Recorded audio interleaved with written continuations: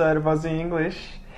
Today I want to do some stuff with phrasal verbs. Phrasal verbs that go with over. Now I might wait a little bit, I might wait a few minutes for some people to show up, as I like doing this most when there's you guys there watching, and I need to give my voice a little bit of a rest. I have another good reason I didn't realise. Gotta put this on here so people can actually hear me. Hey guys, so today we're going to be doing phrasal verbs with over. I have a notepad here with all the different kinds. I'm going to see if I could got it in front of the camera. All the different kinds of phrasal verbs that go with the preposition over. And there's quite a few. I'm going to wait a little bit. For some people to show up, for you guys to say g'day. I'm also going to rest my voice. I had to give a presentation today for the PhD, which was 40 minutes. A 40-minute presentation. So my voice is a little bit lost, and I'm drinking a vegetable shake. Vegetable shake. The colour of it is not too appealing. It's pretty thick. It's got avocado, banana, silver beet, celery, orange juice, and water. Anyway, we'll wait for a few more people to start, for a few more people to show up. Hey Peppy, thanks for joining. We're going to be doing all these different kinds of phrasal verbs with the preposition over today. And that'll take us maybe 10 or 15 minutes to get through. We'll get through all these different phrasal verbs, and then we can talk about it at the end. I can give you guys a chance to chat to me, ask me any kinds of questions regarding these phrasal verbs. So to remind you, I've got a big list here, and I'm going to go through all these different phrasal verbs.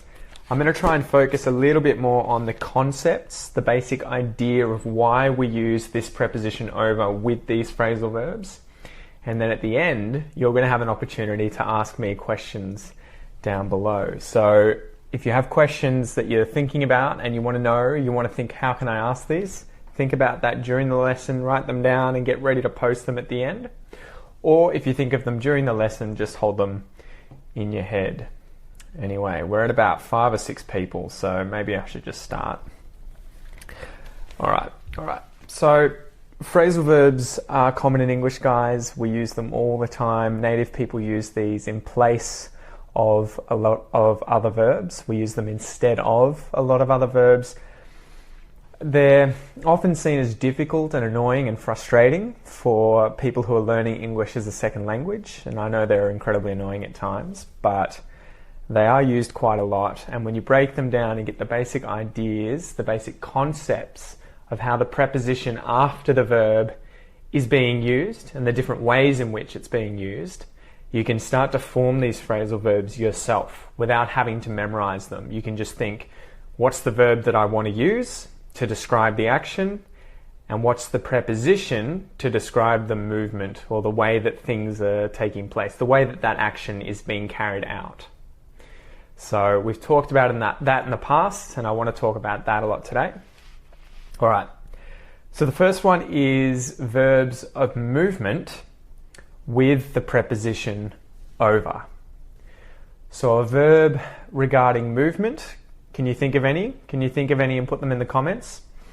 Movement. So if these were my legs and I was doing this, what kind of movement is that? That's to walk, right? And if I do it quickly, it's to run. If I do it 2 feet at a time, it's to jump. If I roll over my body, it's to roll. If I come, it's something moving towards me, it's coming to me, or I'm moving towards it, I'm coming towards it. And if it's going, it's moving away from. Those are all different kinds of verbs of movement. To come, to go, to walk, to run, to move. And they can go with the preposition over. And when we see those two together, imagine you've got an arrow pointing like this, an arrow, and then a destination. Over is moving from here to here, from here to here. So if there are 2 locations, say that you're at work and you can see your friend over at his desk and you're at your desk, if you turn to him and you say to him, come over here, that's asking him to come, which is the verb of movement that you're using, the verb of movement. And then over is describing that. He's coming from here over to you.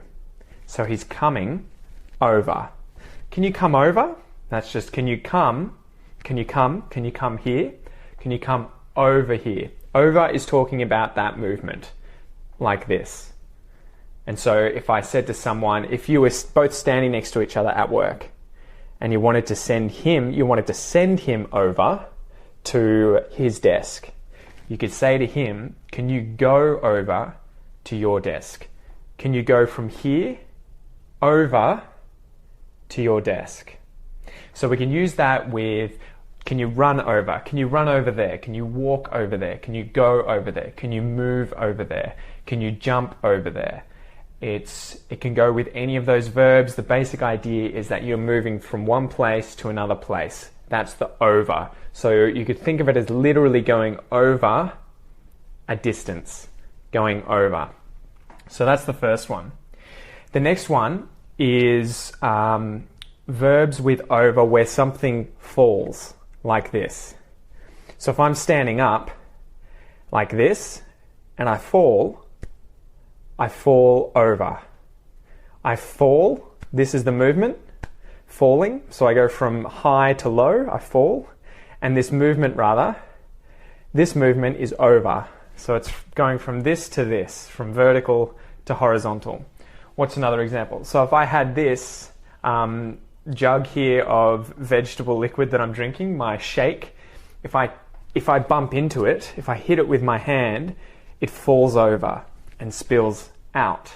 So it falls over because it goes from here to here, it goes from vertical to horizontal, and I can say it spills out because the contents inside comes out. And the verb that describes it coming out is that it's spilling by falling. So you could say, if I fell over, I fall from this position to this position and I fall over. Exactly. You could drop something over something else. So if I leant over the fence at my house and drop something, I could drop it over the fence. So I'm dropping, which is this movement, letting it go, and it's falling. But because I'm leaning over something, so imagine I'm doing this action, the fence is here, and I'm leaning over the fence with my hand, and then I'm dropping it. I'm not dropping the thing on my side of the fence, I'm dropping it over the fence. Over. So it's that movement again, like that. That's sort of like the first one, the movement one. But in this case, you can trip over, you can fall over, you can stumble over. If you fall by your feet slipping, they slip, you could say, I slipped over. You can knock something over, like if I had this on my table and I accidentally hit it with my elbow, my jug here of vegetable juice, if I hit that, I can knock it, and if it falls, it's getting knocked over.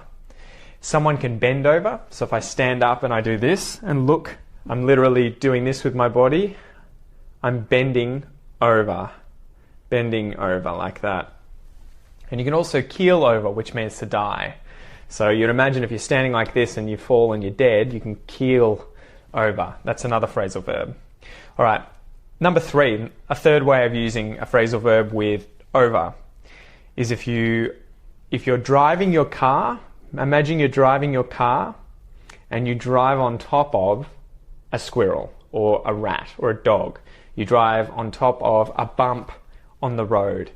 What kind of phrasal verb would you form if you're talking about driving and then a preposition to talk about moving over that thing? You're driving over that bump. Exactly. You could say, I'm crossing over the bump. I'm driving over the bump. I ran the bump over, or I ran the animal over. And run in that sense means to put your wheels across. So the wheels of the car go over something. Drive over, run over, roll over, move over. It's this movement again, but then on top of something else. So there's an animal or a bump or a rock, and if you go over the top of it, that's to drive over it. If you're in a car, you could jump over it. If you literally jump on top of it, you can walk over it, you can stumble over it if you kind of, walk across it a little bit unstable. There are all the different ways of talking about walking on top of something, moving on top of something, driving on top of it. You can say over to do that.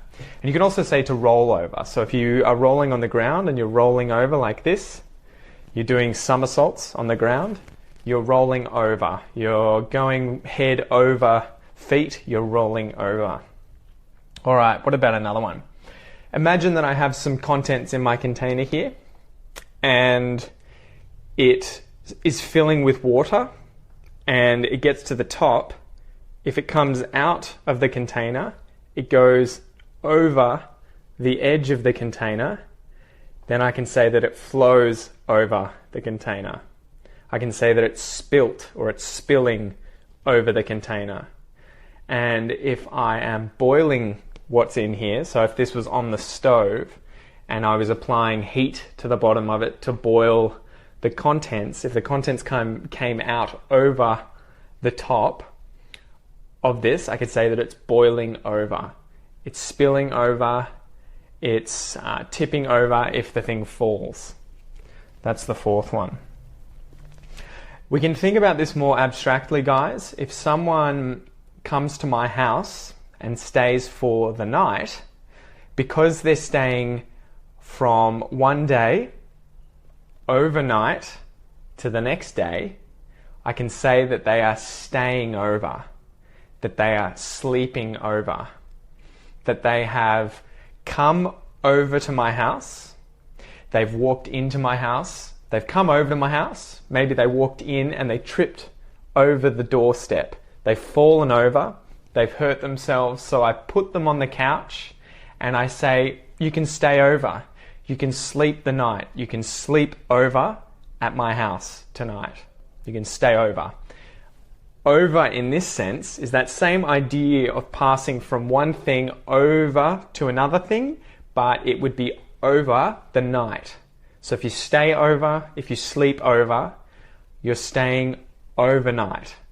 So you're passing from one day over the night to the next day. Stay over, sleep over. And you can use that as a noun. You'll often hear kids talking about sleepovers. Hey, can I have a sleepover with my mate, Dad? I want to go to his house and sleep over. That means I want to stay the night at my mate's house. So sleep over, together or separated, it would be together. I think if it's a noun, if it's a sleepover, I think you would put it together because it's a single noun. You might put a dash in there. I'd have to look this up, but I think that's what it is. Sleepover is not something I write very often. But if you sleep over at a person's place or you sleep over with someone, then you would split it and you would use it as a phrasal verb, the verb, and then the preposition over. So that's that one. Stay over, sleep over. You could say stop over as well. That's normally if you're traveling and you're going to a place for a night. You're going somewhere and you're staying overnight. You're sleeping overnight in that town. You could say, I've come to the town and we've stopped over for the night, or we've stopped in this town overnight. You might be able to say both. Okay. Again, this movement, this idea of going from one thing to another like this would be if you ask someone to give something over, to hand something over, to pass something over. So this is just that idea of give it to me. And the idea again of you're here, the person's here, and they have to give you the thing. It has to come from this place over to you. So if I was a parent and a child had taken, I don't know, my lanyard and keys, the thing that I'm holding here. If the kid had taken it and I didn't want the kid to have it, I could say to him, hand it over, give it to me, hand it over. So the idea of adding over is that he has it, I'm standing here and I'm asking him to do this movement of bring it from him and give it to me. Hand it over, give it over, pass it over. And so hand, give, and pass All of those verbs are just different ways of describing how he is getting the object and how would I explain that? Getting the object to you. I'm trying to explain it without using give, hand, or pass. So he's getting the object's going from him and it's going to you. He's passing it to you. He's handing it to you. He's giving it to you. And you can say if he's doing that action, you can talk about it being over, giving it over, handing it over, throwing it over. Throw it over to me. Can you throw it over? That would be like throw it over to me. All right. We can also use over with verbs like read, look, go, or glance when we're talking about examining something. So to look at something. If I wanted someone to review something, imagine this was a thesis, my thesis from my PhD, and I wanted to give it to my supervisor to examine. I wanted him to read it. I wanted him to correct it. I wanted him to go through it. That's another phrasal verb. To go through would be to go through the entire thing, literally, by flipping each page. The phrasal verbs I can use would be, got them here, to read over it. So he would read the whole thing, over. To look over it. So he would look over the whole thing by going over the whole thing. He's going through the whole thing. He's examining this thing. You could glance over it, and that's more the idea of doing it quickly. So a glance, if I'm glancing at you, it would be not looking or staring. A glance would be more like this. It would be a quick look where I've just gone, just look quickly and then look away. That's a glance. So if I glance over something, that would be more brief, very quick. I've looked over it, but really quickly. I've glanced over it. So we've got a few more here, guys, and these are the odd ones now. These are the odd ones. So we went through different kinds of movement with that idea, the concept of over, and that kind of applies with all of those previous examples that we went over, that we went through. That's another example of to examine. We just went through, we went over all of those examples. These ones are more irregular. So I guess they may not be. We'll go through them though. We'll go over them. If you get over something, you can use this in that you recover. You recover from something, you get over something. So if I had the flu and I was really, really sick, like coughing, I had a runny nose, snot's coming out, maybe I've got a headache, I've got a sore neck, the typical symptoms of having a flu. If I get better, if I heal, I could say that I am getting over the flu. So I guess the idea there would be that the flu, the disease, the thing that you are recovering from is an obstacle. It's something in your way and you're getting over that thing. So you're getting past it, and it's getting out of your way, you're getting over that thing. You're getting over that thing. So that's the idea of using the phrasal verb get over, using the phrasal verb with over there to recover. You can also use get over in move past something emotionally. So yeah, exactly. Overcome something emotionally. So if someone insulted me, someone called me a name and I got offended, someone could say to me, get over it. As in, overcome it, move past it, stop worrying about it, get over it. So you can use that as well, and that's more a figurative way of using, I guess, to recover from. It's kind of like that. It's a little bit different, but if someone insults you or someone's upset about something, you can say to them, get over it. You need to get over it. I hope you get over it. Two more. To take over. If you take over something, that is to take control of something. So if you have a castle and there's an army outside of the castle fighting to get into the castle, they break in and they take over, it means that they take control. If, say, the company Apple buys the company Google and takes over that company, they're taking control of that company. They've bought it and now they're in control, they've taken over it. So it's to take control, to take over. And the very last one, guys, is to think something over, to think over something. think over, or to talk over something. To talk something over, to talk over. And this means to think about, to talk about, but like to ponder about something, to think about something. So for instance, an example would be, I asked my parents to buy me a new bike. I asked them to buy me something. If they're going to think about it, in that they're going to talk to one another about the situation and then decide, I could say that they're going to think it over. They're going to talk it over. So they're going to ponder, they're going to think, they're going to discuss, and then they're going to decide. And that process, I guess if you imagine the decision here and they're trying to get over it, they're trying to sort of, I guess, conquer it, take control of it. It's that the basic idea of coming to a decision, figuring it out. You can say to think over the problem and then come up with a plan, or to talk over it if you're talking and not thinking, you're talking.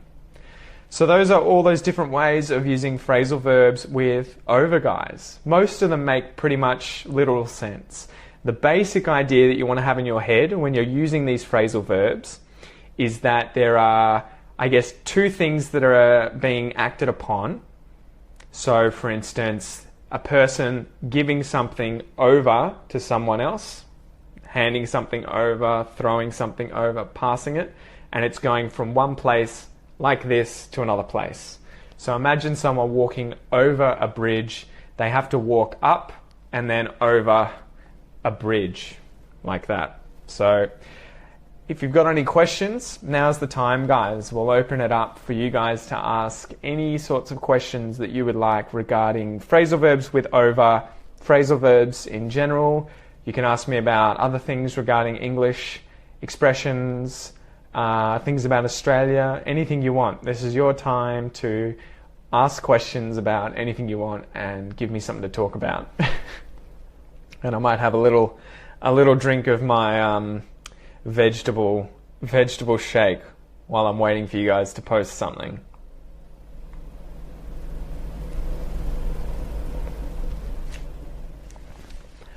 I don't think, Pepe, that you would say ever control over, unfortunately. That's a good idea, and I would know what you meant. But yeah, you would take control of something, or you would control that thing. But you could say that you had control over something, though, where you have something over something else, and in this case it is control. I have control over the castle. I have control over the work office. I have control over this project. To fly over, definitely. So for instance, if you were flying from, say, Canada to South America, you would fly over the US. You would fly over Mexico. You're flying from one side of it, over it, to the other side of it. So it's that movement from one side to the other of the continent. You're flying up and over, to fly over. What about you guys, everyone else watching? Have you got any other ways of using this phrasal verb that you can think of? Put them in the comments below. And what's Chris said here? Do you know something about the new citizenship test? I've seen this being posted, but I haven't actually read much into it, meaning I haven't looked into it. I haven't tried to discover more about it. I have heard that a lot of Australians might fail this, even native speakers might fail this test because it's very difficult now, but I'd have to look into it. I know that it's a pain. Is that something that you're wanting to apply for in the future, Chris, to become a citizen? Is it appropriate to say good day if you meet someone in the evening or night? Absolutely, mate. Absolutely. So that question comes from Tilak. I would say that pretty much like hey, hello, or hi. I would say g'day. So that's the kind of thing where I'm not thinking of what time of day it is, where I would be if I said good morning or good evening or good night. In all of those cases, or even good afternoon as well, I would be thinking about what time of day it is. But when I say good day, I'm not thinking about time of day. I'm just thinking, hey, hello, how you going? G'day. So I would say that anytime at all. Good question, good question. Phrasal verb with up, please. That'll be coming. There's quite a few. Can you think of any that you can post in the comments here about how you would use phrasal verbs with up? And obviously the movement, if you think about over is this movement, then up, at least the very, very, very literal movement would be like this, right? At least the first movement. That would be down. This movement would be up.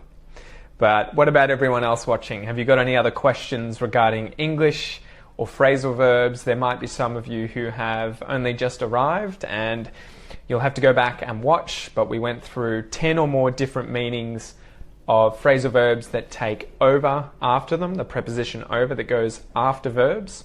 And the basic idea of these sort of lessons or discussions is for me to tell you about how to conceptualize in your head what these prepositions mean, and then how to use verbs to substitute in different verbs to use these in conversation. So as soon as you get the concept, as soon as you get the idea in your head of I'm trying to describe walking and I'm trying to describe walking in this action, then I know that I need to say walking over. If I'm trying to describe jumping in that action, I can say jump over.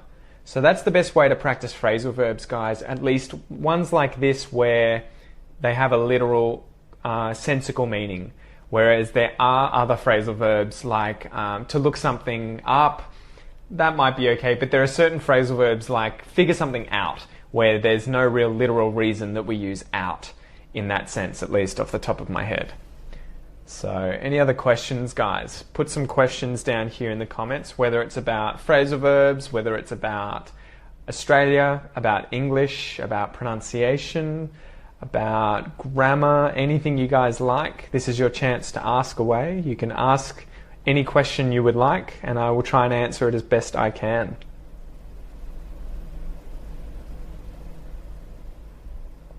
This is a vegetable shake that I've made myself. I'm trying to be healthy, but it's getting stuck in my moustache. It's kind of driving me a bit mad.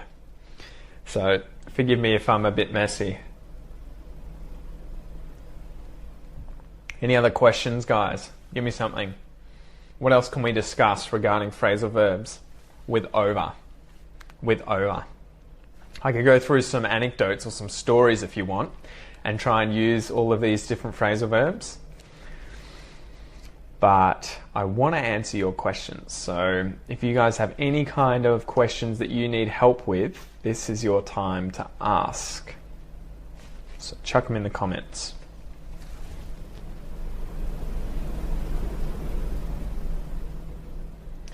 So Pepe wants to know if we use hangover. Hangover I wouldn't use. It depends on the sense, I guess. You could use it where it takes an object, a direct object, where you would say you're hanging something over something else. All right, here's a good example. Can you see behind me here my towel? There's a towel that's drying there on the, what would you call that? The gauze door. That towel is hanging over the door. And that's because this bit at the top here, doing this movement definitely would. All right, some more questions here. What else have we got? Sorry, there seems to be a bit of a delay. So quite a few of you have got this. To pull over. Andres says to pull over. Yep. My head.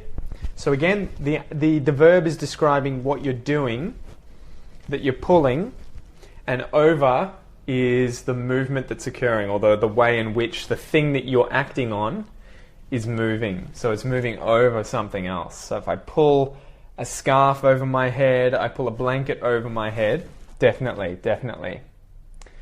What else have we got here? There's some good examples of phrasal verbs with the preposition up. Do you know any community where they go to practice in Sydney. I'm not sure. There are some communities in Melbourne called Lingo's Language Meetup. There is Mundo Lingo Language Meetup as well. And there is also, new to Melbourne, I think, Fluent Fast Language Meetup. So I would imagine in Sydney there are similar ones. You might just have to look on Facebook. I would check out Facebook and type in Language Meetup Sydney, and you will probably find some. So give that a look, Pep. So if you look something over, it means that you're examining that thing. So you're looking over that thing, you're, what else do we say here? Reading over it, you're going over it, you're glancing over it, you're examining it. You're going through the thing. If you overlook something, that idea would be that you're looking over the top of the thing. So you're overlooking it and you're not seeing it because you're looking over the thing. You're looking above the thing. So if someone was reading a report and they overlooked a section of the report whilst they were looking over the report, that's getting tricky. That means that they would have missed the first part. They overlooked it. They missed it. They didn't remember that they saw it. So imagine they were reading down the page and they went like this and then all of a sudden skipped it and then kept reading. They've skipped over the thing. They've overlooked the thing. They've gone across it or over it. But to look over something would be to examine the whole thing. The whole thing. Overlook, to miss. So if you're going to use over first, or to overlook, that's one whole thing. I think it'd be one word too. It wouldn't be a phrasal verb. To overlook would be to look above the thing and miss it, to not see it, to be blind to that thing. So I hope that helps, Tilak. Gift asks, how about come across? You can use this in multiple ways. You can come across by coming from one place across to another place. So whereas over would describe this movement of going above and then over and then across, the whole sort of an arc kind of movement to come over, across would be more of a straight direction horizontally, straight across. So for instance, if I slide across my chair, I do this. I do this. Whereas if I slide over my chair, that would be like I've literally gone from one side of my chair up and then over the whole way over the chair. So to come across can be used like that. It can also be used, and this is a more figurative way of using this one. It's not a literal translation of like the preposition and the verb, like with those movement ones where you run across, jump across, where they make literal sense. To come across can be defined, to discover. So if someone comes across something, the idea is that they have walked and come to that thing. They've come across from a place, I guess, and they found that thing. But when I hear come across, in my mind, I'm not thinking about the phrasal verb coming and then adding the preposition across on. I'm thinking of it together as to discover. So if I was hiding in the park and someone just happened, they just by chance, as luck would have it, they were walking through the park and they saw me and they were like, oh, it's Pete. I could say they came across me. They found me. It was totally by chance. But it's not so much that idea of moving from one side to another where you would usually use across, like if you go over a river or you go across a river. If you go over a river, that would be usually you've flown over it or you've used a bridge. You've gone up and above the river and then over it. Whereas if you go across a river, that's more like at water level in a boat. You've gone across the river.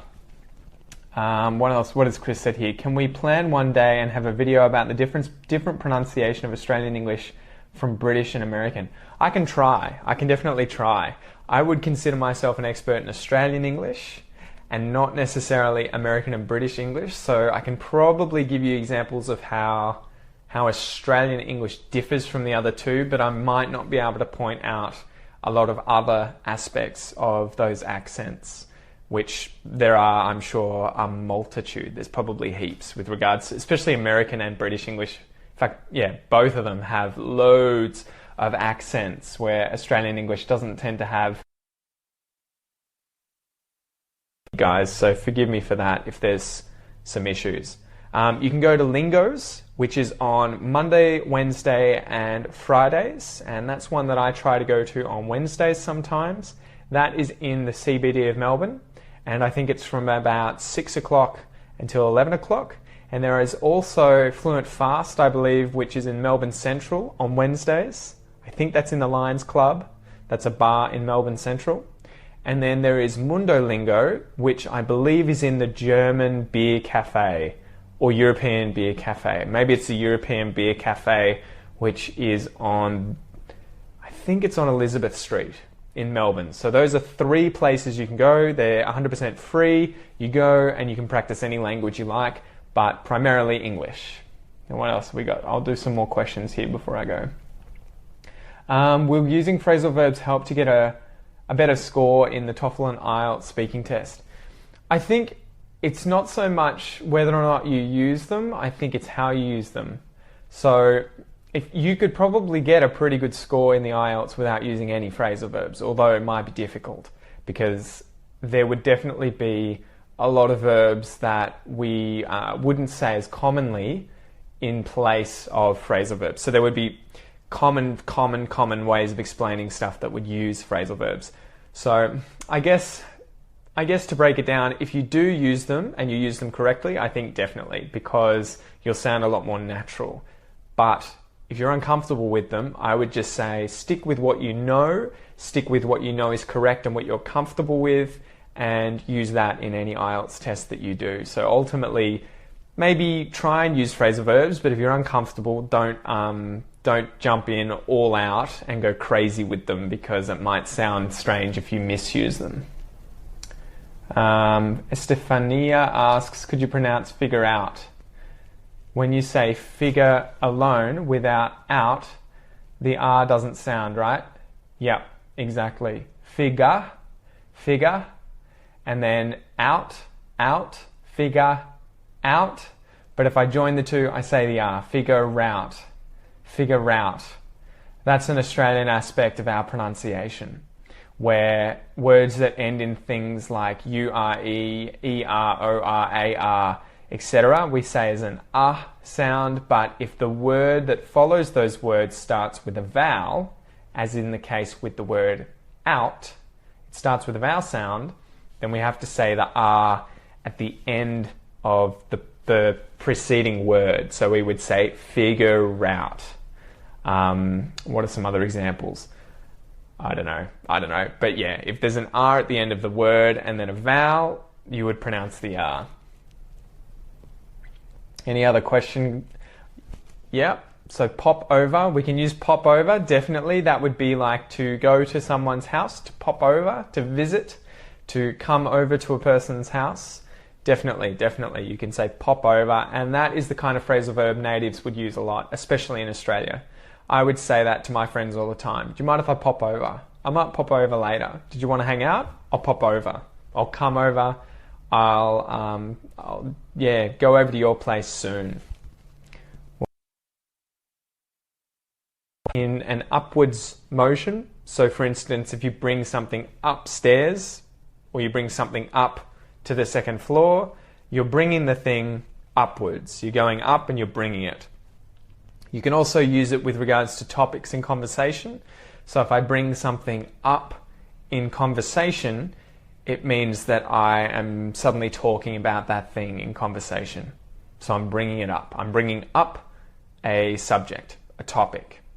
To bring something on would be more like, that's a difficult one to explain. That'd be more like challenging someone to do something.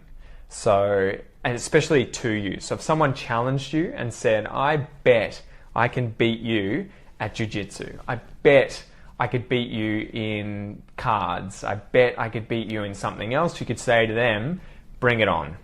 Bring it on. Which would be like, bring that challenge on to me. I'm ready to accept it. I'm bringing it.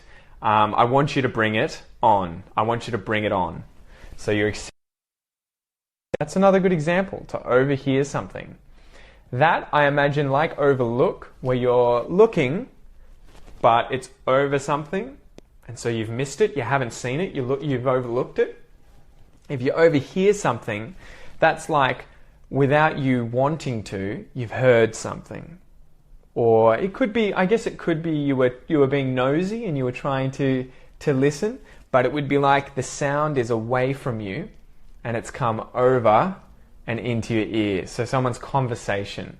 So you would say, like, if I was at work doing something and then I heard two employees gossiping, I could say, I overheard them gossiping. So it wasn't so much that I was trying necessarily to listen, but I was just doing my work, and because they were speaking so loudly, I overheard it.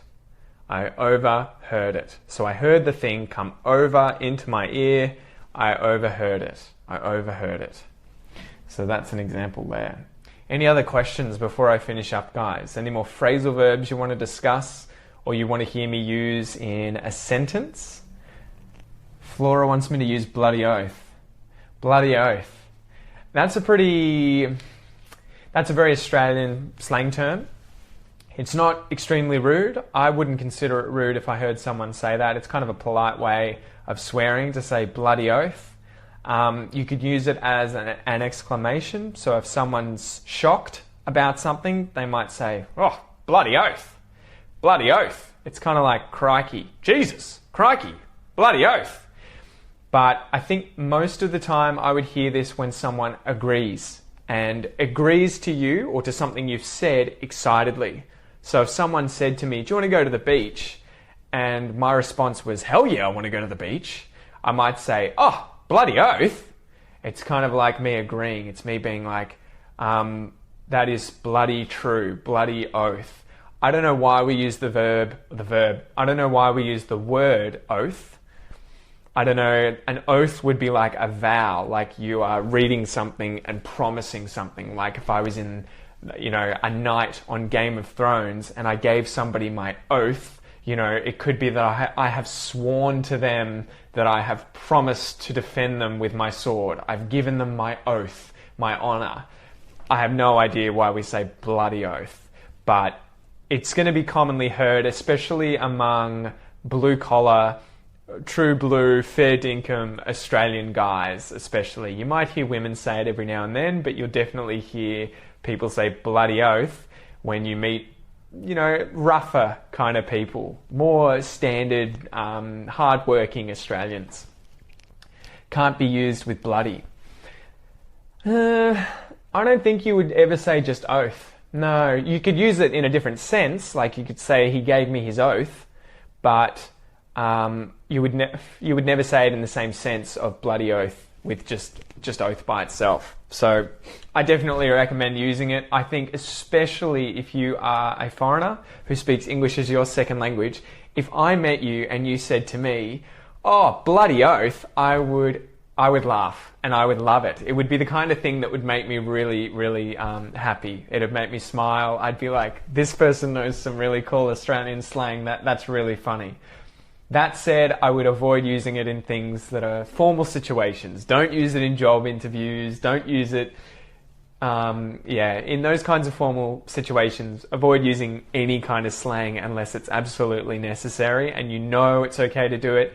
In all other situations, if you're just talking to me like a normal person and you said to me, oh, bloody oath, there's absolutely nothing wrong with saying that at all. I would laugh. I think the average Australian too would laugh. It would be amazing.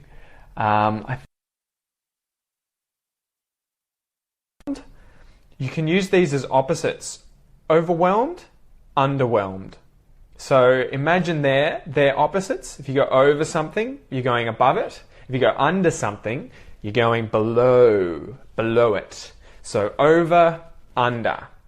If you're overwhelmed, it's that you can't handle it. It's too much. Like if I had all this work at work, I was at work doing my work, and I had lots and lots and lots and lots coming at me. My boss has given me this, I'm getting given that, and it's just too much, and I snap.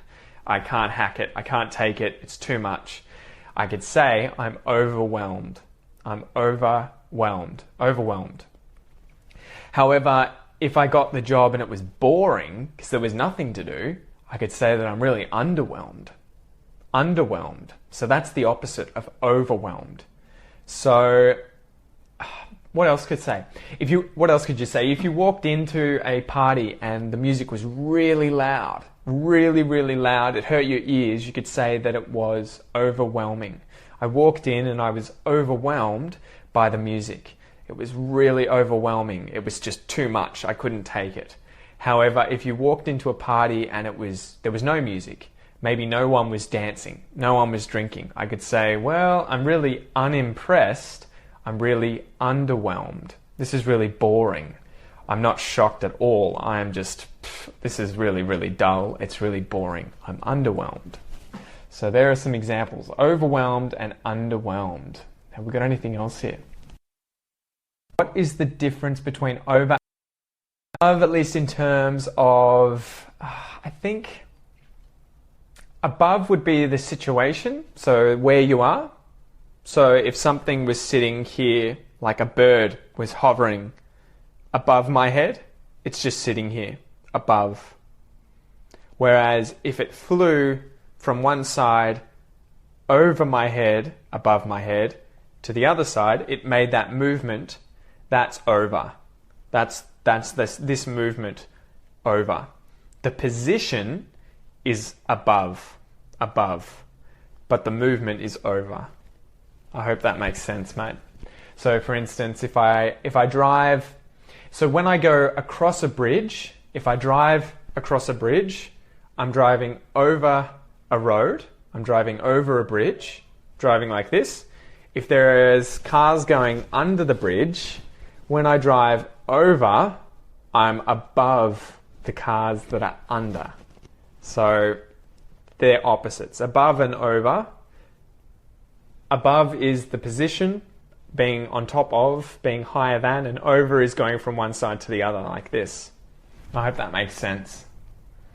Any other questions before I go, guys? It's almost 7 o'clock. In fact, it's 7 on the dot. So we've probably been chatting for about an hour. I might bail soon, so if you've got any last questions, feel free to ask. I haven't gotten very far through my vegetable drink, so I've got to finish that. Any more questions before I go? I'm getting all this vegetable shake stuck in my moustache. Anything else, guys? Have you got anything else you're having difficulties with in English? Anything else that you would like to chat about? Anything else phrasal verb-wise or expressions? Otherwise, I'm in a bail, so I might give you 1 or 2 more minutes because I know there's a delay on when I ask something, when I say something, and when it actually comes up online. But if I get no more questions, I'm going to go and have dinner. Have dinner, and then I have some private lessons. So let me know what you think. I'm thinking over what you ask about, or what to ask me. Yes, exactly. That's a good example, Gift. That's a good example. Thinking something over, examining it, pondering it. How are you, Lily? I hope you're having a good evening. So if you've got no more questions, I might bail, guys. And you're always welcome to send me an email or ask me. I guess before we bail, make sure you are on the Facebook page, which you should be. If you haven't already said, or liked it, you haven't jumped over and liked the Facebook page, make sure you do that. Check out the videos on YouTube. If you haven't already gone onto YouTube and checked out all the videos, I've got heaps of different videos on there, guys, about Australia, about how to speak like an Australian and how to understand Australian English. If you need to email me anything, my email is the Aussie English podcast at gmail.com. So you should be able to find that on the website, the AussieEnglishPodcast.com.